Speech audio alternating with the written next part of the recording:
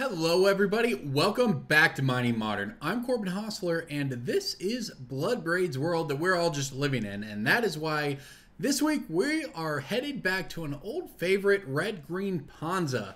Except now it is red-green Ponza with Bloodbraid Elf, and you know what? It makes a big difference because casting Bloodbraid Elf on turn 4 is pretty good. We've all seen Jund do it, we've seen decks do it, it's a powerful thing to do, but how about casting it on turn 2? Because that's what we're going to do in this deck. We're going to go turn 1 Arbor Elf, turn 2 Utopia Sprawl, make 2 mana, untap it with Arbor Elf, make 2 more mana, and cast Bloodbraid Elf on turn 2. How about a Bloodbraid Elf and a Blood Moon on turn 2? That's what we can do in this deck right here. So this Ponza deck, I love it. I think it's a lot better with Bloodbraid Elf, honestly. You know, it kind of flies under the radar. You don't see it a lot, but this deck's just sort of bubbling under the surface of the top tier of Modern, and with Bloodbraid Elf, it might just push it there. It has a naturally good matchup against a lot of decks in the format, including Tron, which is all over the place, and I know that's a deck you run into a lot in a lot of local metas, and this is a deck that can really crush it. So let's walk through it here. As I pointed out, Arbor Elf and Utopia Sprawl is definitely a combo. So if you put your Arbor Elf in play on turn 1 and then your Utopia Sprawl on a Forest on turn 2, now your Forest taps for 2 mana, Arbor Elf untaps the Forest, and now you have 4 mana on turn 2, whereas it actually makes Arbor Elf better than Birds of Paradise in this deck, which is always just going to be 1 mana. So, but we have the 10 mana acceleration spells for 1 mana. Then what do we accelerate into? You might notice this deck has no 2-drops. There is a hole here for the 2-drop spot because we're trying to go straight from 1 to 3. We have Blood Moons on 3. We have Stone Rains on 3.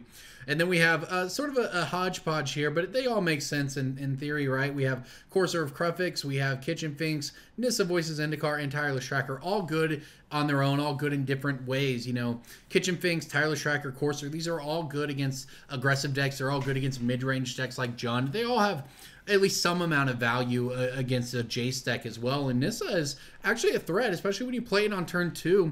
Start making chump blockers with plants while executing the rest of your game plan. It sure builds up to something that is worth caring about for people. It's a pretty good card all around.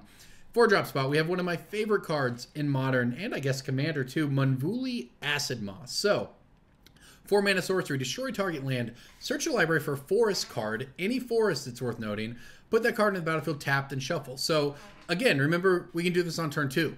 So it can be turn 2 and our opponent can have 1 land in play, and then we Munvuli Acid Moss it. All of a sudden, we're looking at 6 mana on turn 3 for these Inferno Titans, or Thragtusk, or Stormbreath Dragon. We also have a couple Chandra Torch of Defiance, perfect in this deck, adds mana to get you to your Inferno Titans and Stormbreath Dragons earlier, but it's also, you know, just generally good card removal, card advantage, everything you could possibly want. And of course, Bloodbraid Elf rounding it out, and it just ties the deck together because the problem this deck had before is that it would sometimes, you know, it would hit all its mana ramp, all its Blood Moons, and none of the payoff cards, or your payoff cards would get answered and you would just die. But Bloodbraid Elf sort of does it all. It's card advantage, it allows you to hit your value 3-drops, but it also pressures opponents, and that's pretty important. You do have to have a way to kill a Tron opponent, or a Jace opponent, for instance, once you've landed a Blood Moon, and Bloodbraid Elf just ties it all together beautifully in this deck. Mana base, really straightforward, bunch of forests as you'd expect for the Utopia Sprawls. 1 Kessig Wolf Run is the spice here. Onto the sideboard, again, you get to play Ancient Grudge because you're red-green, which is something not a lot of decks in Modern get to do, because this is just really very good against Affinity. You know, it's no Stony Silence, but it's the next best thing, and in some ways is better. It's better, for instance, against Lantern, because if they mill it, you can flash it back, so Ancient Grudge is very powerful. Anger of the Gods, clean up the creatures decks. Choke for the Jace decks. We are back onto Choke, friends. Islands will not be untapping.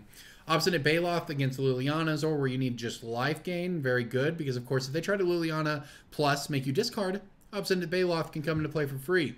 Thrun for the Jace decks, Crumble to Dust for the Tron decks, Tireless Tracker for the mid-range decks you want to grind out, Trinisphere for Storm, so at least you have something to do. It's probably not a great matchup all around, but Trinisphere can at least help. And then Chameleon Colossus. Protection from black. That means protection for basically the entire Grixis Death Shadow deck, because it'll block a Death Shadow forever. And they don't really have any removal that can take it out. They basically have to counter it on the way down. Not to mention, in a deck with a lot of mana like this one, Chameleon Colossus just gets pretty big on its own. So there you go, everybody. Bloodbraid Ponza. Land Death is in Modern, and let's make it happen. Thank you for watching.